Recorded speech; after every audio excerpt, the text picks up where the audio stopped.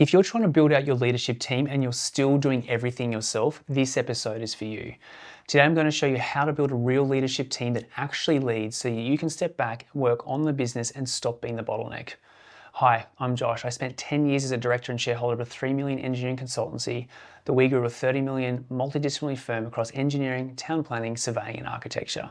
And today we're going to cover the 3 big ideas: why most leadership teams just create more meetings without more results, why ambiguous roles lead to slow decisions and finger pointing, and how to build a leadership team on accountability, not just tenure. So let's get into it.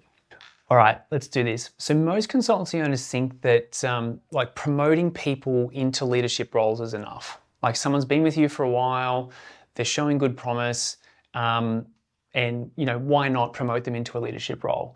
It's not just enough to promote them into a role, because without real ownership in that role, like the team just creates more noise, not results for you. So like promoting someone into a leadership role without giving them like real ownership of things and real training and real progression is one of the most common and costly mistakes that I see.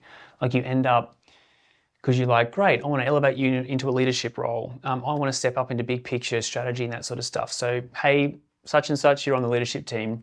But what happens is you end up with more meetings, more check-ins, more updates, and somehow you've just got someone that's kind of half doing stuff, but like most things just end up back on your plate. So leadership, or someone stepping into a leadership role without ownership, training and directions, meaning like these senior people just turn up to meetings now, but no one's actually driving the outcomes in your business. Real ownership, and this means you handing real ownership to someone on your team, means that someone on your team is responsible for a result, not just a task, not just a function in the business, but an actual outcome that they're responsible or accountable for delivering. So if your leadership team can't make decisions without you in the room, they're not really leading, they're just kind of managing upwards. So if you've got a leadership team in place and you're still being pulled into every decision, every meeting, everything, I want you just to sort of stop, sit back and ask yourself this question. Like, have you actually given them ownership and ownership over outcomes and results? Or have you just given them a fancy title and just hope for the best?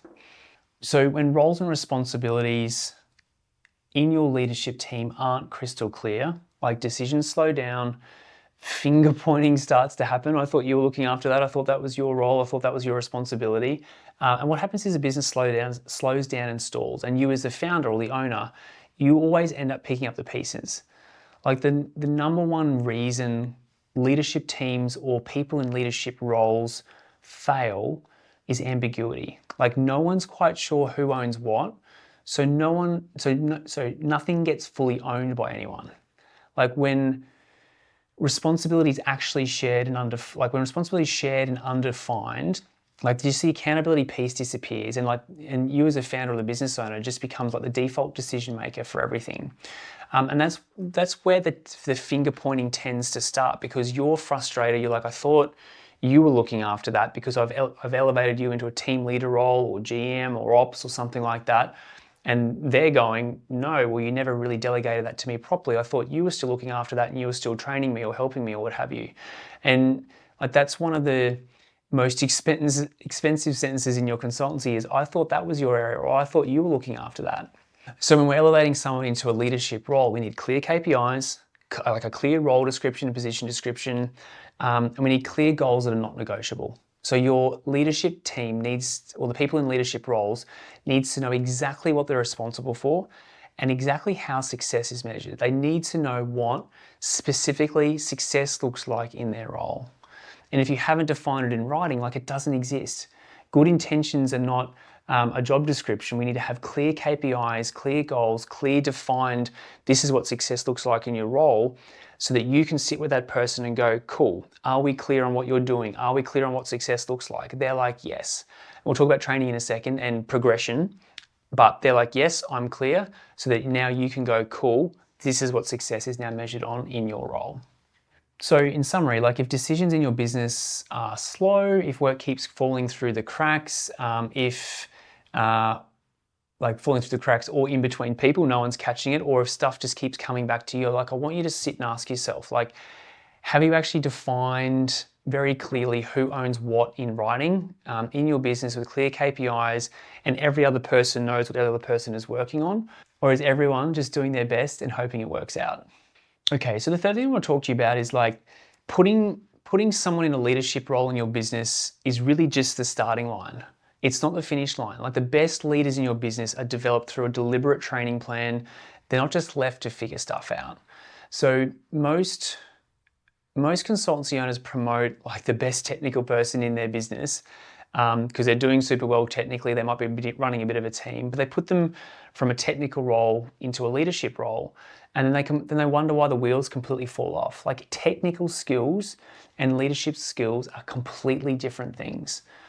When you elevate someone into a leadership role, you need to identify, what success looks like for them in that role. So you might sit with that person and go, and you get their permission. You obviously want them to step into that role because, again, I've seen people just elevate technical people into leadership roles and they didn't even ask for it. They didn't even want it. They didn't even agree to it.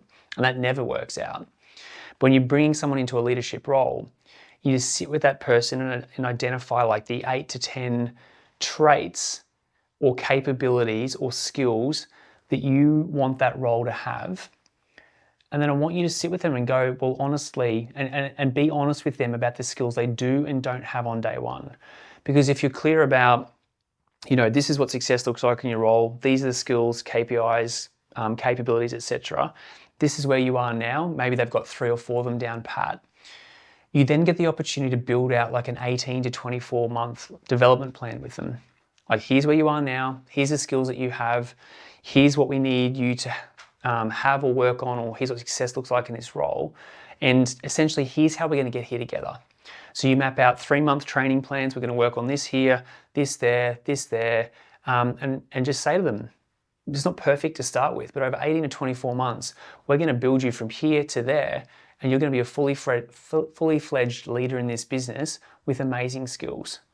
And so that isn't just good for you and your business. It's one of the most powerful retention tools too, because you've got great people staying because they can see a path forward. So invest in training, invest in coaching, invest in regular structured conversations. Don't just promote people into roles and hope they figure it out. Actually put them into roles, get their permission, and build out a PD and a progression plan, a professional development plan, so they can see the future and they stay with you for the long term. So in summary, like, if the leaders in your business are struggling, before you've assumed you've promoted the wrong person, I want you to stop and ask yourself, have you actually built a development plan for them, or have you just handed them a new title and expected them to figure it out on their own? All right, so I quickly want to talk to you about Adam. Adam is an amazing client in Boardroom, and what he's just done or built inside his consultancy perfectly encapsulates what we've covered today. So Adam runs a civil structural consultancy.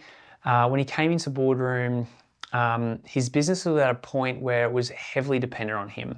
He was across everything, every decision, every project. Sound familiar?